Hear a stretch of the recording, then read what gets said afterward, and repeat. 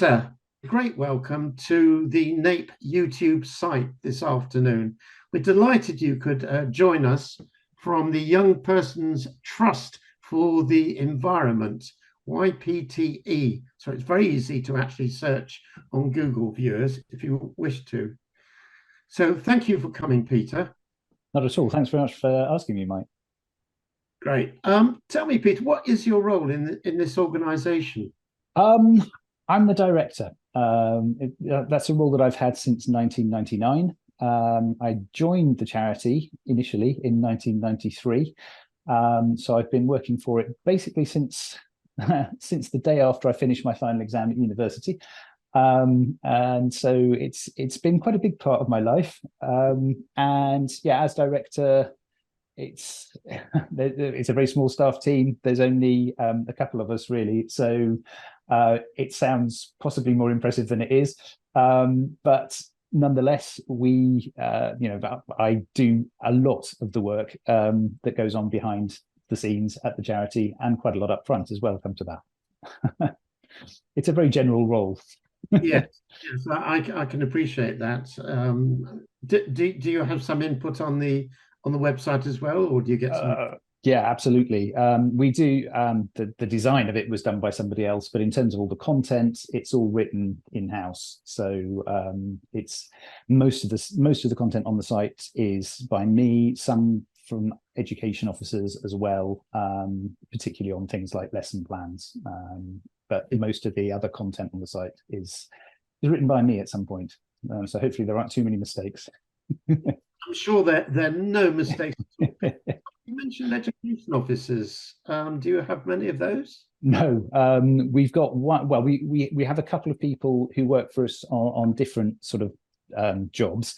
One, as the education officer, has been involved with creating lesson plans, and we have somebody else now who's working for us on a specific project for primary schools, which is called Better Planet Schools. And they're involved very much with the sort of outreach to teachers and communicating with them about what they can do with the project and getting them involved, and then keeping them motivated to continue with it. That's terrific. Now, I mentioned about your website because on it, I believe, are the aims about YPTE. Would you like to share your website with us, please? Absolutely, yeah. So this is the website here, ypte.org.uk. This is the page that you'd land on if you type that into your browser. And our aims are very much about inspiring young people to look after the world, to inspire that interest in nature and the natural world, because we know that if you're interested in something and you really enjoy that particular thing, you're much more likely to value it and want to protect it for the future. And so that's very much what we try to do. We're also aware of the fact that young people, particularly at primary school age, are naturally very interested in the natural world anyway. It's not something that you necessarily have to kind of force upon them. And the more you can inspire them and help them to learn, the better the outcomes will be for them, for their sort of environmental behavior in the future, but also for the planet as a whole. Yeah, that's fine. So that's clearly stated on your homepage, is that right? The aims? Yes, yeah, absolutely. This opening paragraph here makes it fairly clear. And I think one of the other things that's really important is that we try to present our information in a way that gives balance. So although we are very much a pro-environment organization, we will tend to give the other side of the argument as well, if you like, on big environmental issues. So rather than just saying, something's really bad, we'll be explaining the reasons why things are the way they are to young people as well. And we kind of leave it to them to make up their minds to an extent as to whether they agree or disagree with the way the world is now. Because I think it's much more valuable if a young person has made up their own mind about something than it is if they've kind of been told how to think and they're just going along with it. Because at some point in the future, there's a very good chance they might question the fact that they've been told how to think, and they might decide, actually, no, I'm not going to think that way anymore. I want to think differently because I'm not being indoctrinated in that way. So we try to keep that balance all the time and make it very much more down to the young person to make their own mind up. Right. that sort of leads nicely into how YPTE actually assists primary schools. Do you have a couple of pages about that? Yeah, we do lots of different things really for primary schools. And I think one of the best ways to explore while we've got the screen up is to go to the teach section of the website. There's a link up here to teach. And if we go into that, this gives a fairly good idea of the kind of ways that we can help schools straight away. We have a lot of downloadable lesson plans, which are all available free of charge. We've got a range of 38 different lesson plan suites available. Each one of these contains somewhere between about 4 and 6 lessons on a particular topic, all of which link to the national curriculum. And at the start of every lesson, we're very clear as to where the curriculum links actually lie within each of the lesson plans. There's a really big range of different topics that you can choose. They are for between Key Stages 1 and Key Stage 3. Most of the Key Stage 3 ones are about food. And apart from that, they're pretty much all Key Stage 1 and Key Stage 2. So a very wide range of things that you can do there. If I take us back to the teach page again, there are also now a range of assemblies that teachers can download. And again, with presentations and scripts, so that, if you had a topic that you wanted to kick off with an assembly, there are these sort of topics here that you could look at. We also provide free talks in schools. And so schools can use this page to get in touch with us and then book a talk on, again, there's quite a wide range of topics that schools could choose from. And talks now tend to be delivered on Zoom or Teams or Google Meet, depending on the school's preference. We used to offer talks just within a 30-mile radius of our offices in Yeovil, because that's as far as it made sense for me to travel, pretty much. But now we can offer talks anywhere in the country. And indeed, I've done talks in Europe as well, in mainland Europe, at British schools there, because Zoom or whichever system you're using now allows you to do that. And schools are really sort of geared up for that now. It's been one of the few positives that came out of COVID, is that schools are now really able to have somebody come and visit virtually on a screen. And it's made life for us in terms of delivering talks a lot easier than it used to be. So that's really exciting. There are other things as well. I mean, we've got lots and lots of fact sheets. There's about, I think it's something just over 200 different fact sheets on the fact sheet library now, which again are on all kinds of different environmental issues. And they tend to have been written so that a young person with an reading age of about 7 or 8 should be able to get quite a lot from them and really understand the way that they've been written. Beyond that, if I take us back to the homepage again, we have a couple of major projects that we run for primary schools as well. First of all, we have Better Planet Schools. And if I take us in here, to the Better Planet Schools website. Now, Better Planet Schools is an online environmental education platform. We developed it a few years ago in association with Southend Council. It was an EU-funded project, so you can tell it was a couple of years ago now. And it was all about schools saving energy. That was the initial brief. And so the idea was that schools would save 30% of their energy usage, 15% through behavior change, and 15% through infrastructure change within the schools. By the time the measurements were done by the EU, Southend Council hadn't implemented any of the infrastructure changes in the schools yet. So all of the results were based on the behavior change. And each of the 14 schools that took part in Southend saved at least 10% of their annual energy usage. Some of them saved up to 15%. And that was all through, all through behavior change and child-led behavior change at that. So the idea is that the teachers provide the sort of foundation information, if you like, and then the children start to take charge of how energy is used within the school. So they do things like lunchtime patrols to make sure that classrooms they have their lights switched off, doors and windows are shut or open depending on what the weather is, that the computers are left in a state where they're not using loads of electricity. We don't necessarily recommend they're turned off, because we know that in some cases that can take quite a long while if someone's got to turn it back on again. But things as well like the overhead projectors or whatever, making sure that they are powered down is all part of it. And simple savings like that, plus perhaps turning down the thermostat by a degree or so, can actually make a really, really big impact. And we kind of thought, having done this in Southend, well, if we can achieve those results in a small area, and I'm actually based in Dorset, so clearly it could be delivered online at a distance and work. It could work everywhere in the UK. And so it made sense to kind of expand the project. Even in that initial project, we were looking at different topics. We took the view that you couldn't really teach about energy for an entire year, because it's just not going to be interesting for anybody to do that. So whilst the activities went on for the full year, the schools then went on to learn about other things. So they learned about how they could reduce the amount of plastic in their schools and increase the recycling that they were doing. And then for the summer term, look at increasing nature and biodiversity into the school grounds. And since then, we've developed another 6 modules to go alongside these 3, which are tackling topics like air pollution, climate change and flooding, fast fashion, endangered species, food and farming. So there's some really interesting sort of topics that schools can study.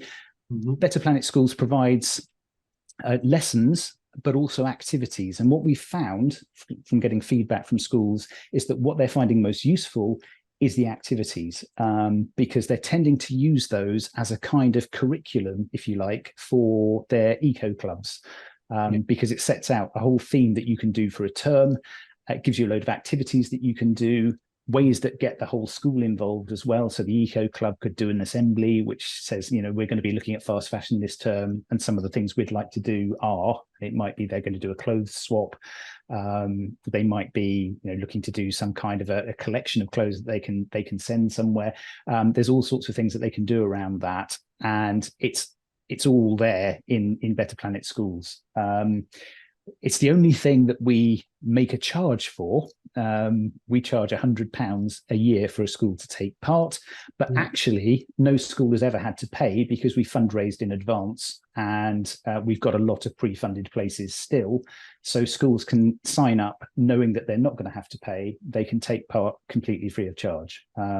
We do also think that if at any point in the future a school did have to pay, if they can save 10% off their energy bill, then £100 is going to be easily covered. Because some of the primary school bills now are coming to 50,000-60,000 a year for their energy. So big savings are there to be made. That is a lot of money. Yeah, absolutely. So if I take us back now, the other project that we're running for primary schools is the Primary Awards for Green Education in Schools, or PAGES. This is now going into its 3rd year.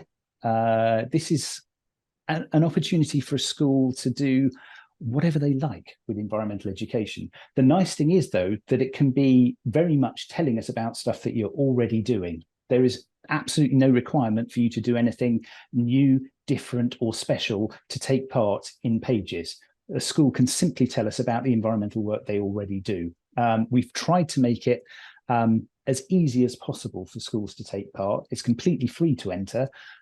You can win up to £2,000 in cash, and that's the prize for the UK champions. There are other prizes of £750 for regional champions, going all the way down to £100 for highly commended schools. But there are 48 prizes in total, so there's plenty of opportunities to actually win something with this particular competition. It's grown in popularity a lot since our launch year. We had about 18,000 children taking part then. Last year, we had just under 40,000 children taking part. So we more than doubled the entry number, and we're hoping to grow it further this year as well.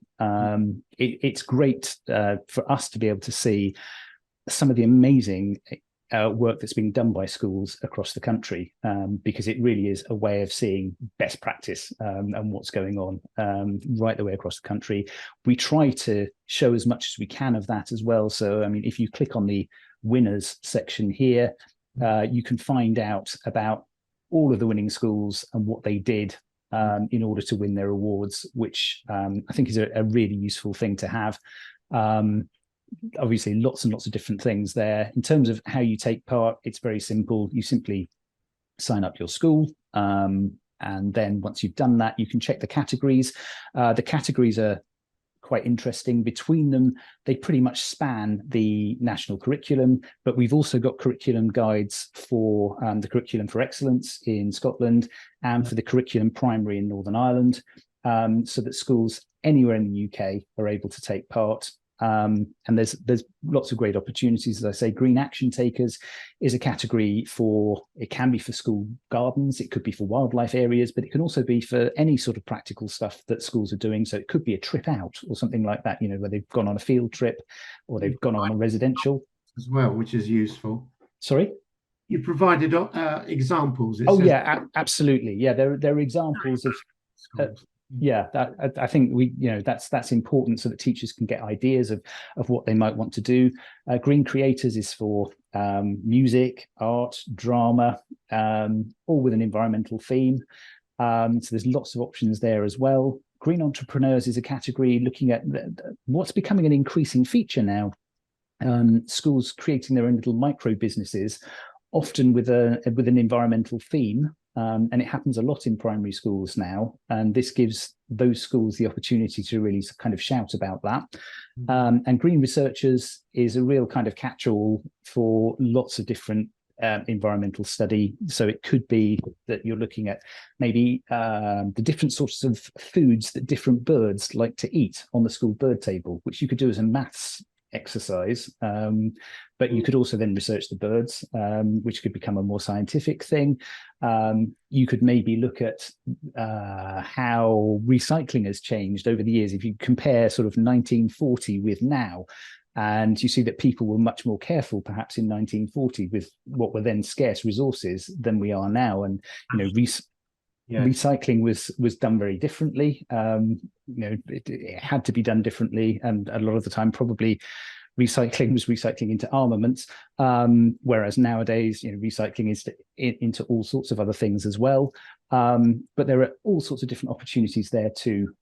So we try to make it as exciting and interesting a competition as we can. And as I say, the nice thing is it could be something that the entire school has done over the course of a week or a term or the whole year even, or it could be something that one class has done for a day. It could be equally valid as an entry for pages. So there's so many different ways that you can take part in that. That's brilliant. That's brilliant. Good. And I was glad to see with your teaching notes earlier on, which you showed us, that it was geared with the national curriculum in mind. So that's very useful. Absolutely. Yeah. By these two initiatives, which you've just introduced us to, which are really quite uplifting and absolutely marvelous. So thank you for showing us. And I hope schools take advantage of these competitions, as well as some of the ideas which have come out of what schools have done. So thanks for that. On your website, I noticed you've got a large database of resources as well. Could you tell us something about that, please? Yeah, absolutely. We do have quite a large range of different things that you can access via the website. You can do that using the Explore button here. Let me just take you in there.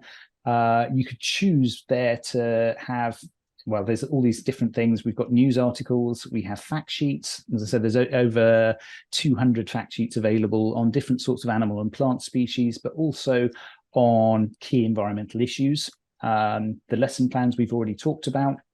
There are downloads too. Those are sort of slightly longer publications on the whole for people to access. We also have a range of educational videos that schools can take a look at too. Are these YPTE videos or all sorts of videos? It's a bit of a mixture. There's quite a few that we've made ourselves. Yes. There are some as well that have been submitted by young people over the years that we've thought, hey, these are good. And so we've asked their permission to add them to the website. And so there's various videos like that as well. But yeah, we have our own range of videos on topics like how we make electricity, renewable energy, climate change, the greenhouse effect, and plastic as well is the other big one that we have information on. But there's a whole range of other things. Yeah, that's absolutely terrific. Well, thanks for that. And I can see there's a search there, so you can type in what you're on. Exactly. Yeah, yes. There you go. Amazing. Well, that's very, very helpful. Thank you very much indeed. Now, is there anything else that we've missed that perhaps you want to mention? We're on Facebook, which looks like this. The links to our various social media. So there's Facebook, Twitter, Instagram. You can also go to our YPTE podcast. And you can go to our YouTube channel, which is another place where you can find all of our videos. So they're hosted here on the site, but you can also find them on the YouTube channel as well. So there's different ways to get in there. And in terms of the social media, we tend to be reasonably active now on Facebook and Twitter in particular, but we're also on Instagram too. We find that teachers seem to prefer Facebook and Twitter still. It seems to be where we're getting the most uptake. So that's where we concentrate most of our communications. But teachers can find out about the various different initiatives that we're running. If we've got any news that we want to tell people, then it will go there as well. So, they're useful ways of keeping in touch. There's also actually, thinking about it, if I can get there, let's see what's going to be the easiest way of doing that. When you download a lesson plan, yes. So let's just go into this quickly and I'll just randomly pick the first one. You'll be asked when you do the download if you would like to be notified when we produce anything new. So all you have to do here, we keep it as kind of minimal intrusion as possible. All we need is forename, surname, and email address. And if you then click on register, we will then email you from time to time when we've got any news that you might be interested in hearing. We try to keep that as minimal as we can. So you're not going to find you get an email from us, every week or anything like that. I doubt you'd get one more than a couple of times during a year, to be honest, 2 or 3 times a year, yes. To keep it kind of minimal, because we appreciate people don't like being bombarded with emails all the time. No. That is great, Peter. Thank you very much indeed for your presentation of the clearly very valuable website with many resources, many links, many ideas, and many awards as well. Yeah, lots and lots of ways for primary schools to get involved. So it would be great if some of your members were interested in getting in touch. We'd be really happy to help. Great. Okay. Well, we'll publish this and hopefully they'll respond. Yeah. So thank you very much indeed. Great to meet you, and it's great to hear about YPTE. Thanks a lot. Bye-bye for now. Thanks very much. Thank you. Bye.